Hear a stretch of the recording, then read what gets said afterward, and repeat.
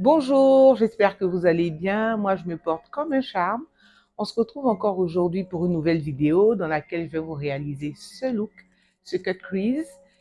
Et pour ceux qui ne me connaissent pas, je suis masseuse make-up, maquilleuse professionnelle.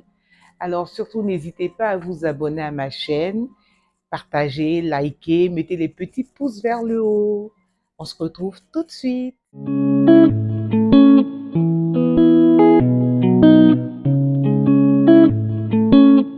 Comme vous le constatez, les sourcils ont été faits hors caméra. Je vous ai déjà fait un tuto concernant le tracé de sourcils. Vous pourrez le voir sur ma page où je vous le mettrai éventuellement en lien. On va tout de suite passer à la base à paupières. J'utilise comme base à paupières un concealer de couleur un peu blanche ou alors une base. Si vous avez une base à paupières de couleur claire, ça fera l'affaire. Ensuite, j'ai appliqué le fard de transition que vous voyez, un violet, un mauve marron. Et je réutilise le concealer pour définir la zone du cut crease. Alors, la zone du cut crease, c'est une zone qu'on délimite sur la paupière pour appliquer un fard d'une autre couleur que le fard qu'on a utilisé en transition.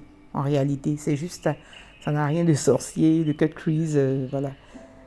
Donc, je matifie, je floute plutôt. Je floute, je rajoute du fard de transition sur le coin externe du cut crease pour éviter la démarcation que le cut crease aurait pu laisser.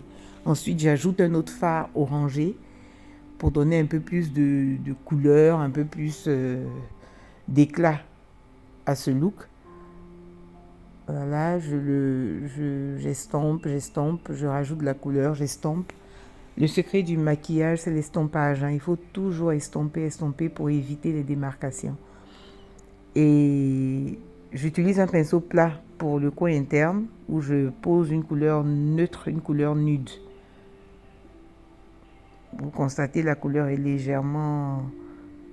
On voit un nude que je pose. Vous voyez la différence avec l'autre paupière. Et tout à l'heure, je vais essayer de flouter les couleurs entre elles pour éviter l'effet drapeau sur la paupière. C'est pas très joli quand on pose les paupières, quand on applique les fards et qu'on les juxtapose sur la paupière, ça crée un effet drapeau et c'est pas très beau. Moi, je préfère, ça n'engage que moi, je préfère flouter les couleurs entre elles, je préfère estomper pour que ça se mélange et qu'on ne sente pas cet effet drapeau. Vous me direz après ce que vous en pensez. Voilà, j'ai fini les deux paupières. Voilà, je vais tracer le liner hors caméra. Maintenant, j'applique la base, une base de teint, une base matifiante. Toujours la base matifiante. J'ai la peau mixte à grasse, comme je vous l'ai dit. J'utilise systématiquement une base matifiante. Et aujourd'hui, j'applique un fond de teint qui est de ma carnation, sinon légèrement plus sombre que ma carnation, comme vous le voyez. Je le fais pour vous montrer comment on peut équilibrer avec le concealer après. Parce qu'on peut aller en boutique et puis se louper, prendre un fond de teint qui n'est pas de sa carnation, on ne va pas le jeter. Voilà. Donc voilà comment vous pouvez l'utiliser en mettant un concealer beaucoup plus clair. Bon là, ce concealer n'était pas assez clair. J'en rajoute un autre un peu plus clair encore que je prends pour faire toutes les zones de lumière finalement. Donc le coin interne de l'œil, le menton, l'arc de Cupidon, le front, le nez, le centre du nez. J'applique sur toutes ces zones-là. Excusez-moi. Et ensuite, je vais estomper avec... voilà, plein d'explications. Je vais estomper avec mon mini blender. Il faut vraiment bien estomper pour éviter les démarcations, comme je vous l'avais dit auparavant.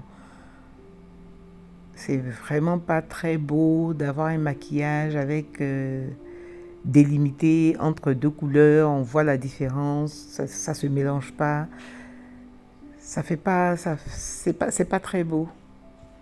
Voilà. C'est mon petit conseil du soir. Maintenant, chacun fait ce qu'il a envie de faire. J'estompe encore avec le concealer plus clair. On voit tout de suite, on voit des démarcations, mais tout ça, je vais le régler.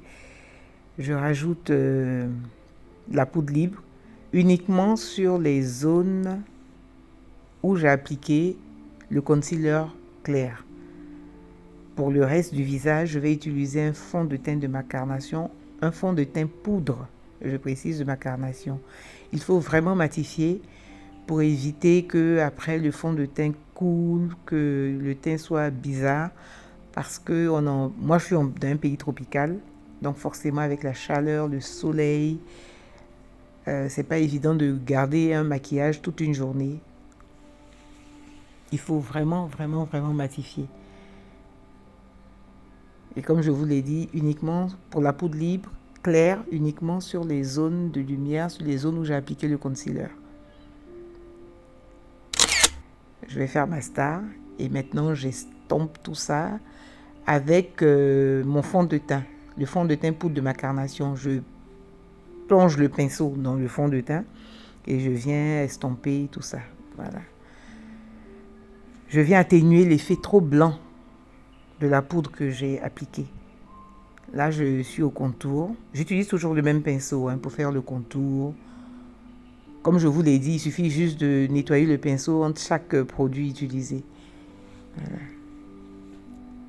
C'est histoire de vous montrer qu'avec pas grand-chose, pas beaucoup de matériel, on peut réaliser un look super beau. Là, avec toujours avec le même pinceau, je pose le blush. Voilà, et on passe tout de suite aux lèvres. On va faire le contour des lèvres avec un crayon mauve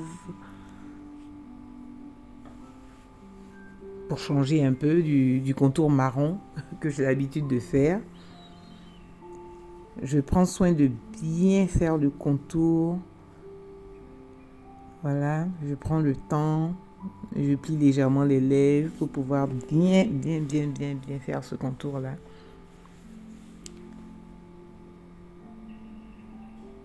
Voilà, j'insiste sur les commissures des lèvres, je renforce un peu et je prends un pinceau pour estomper.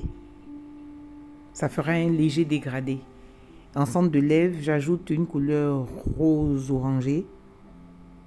Voilà, que j'estompe en tapotant les lèvres. Ça permet au produit de sécher aussi. J'en rajoute sur la lèvre inférieure, que j'estompe avec le doigt pour éviter qu'il transfère sur la lèvre supérieure. Voilà, un peu de glow avec un gloss transparent uniquement.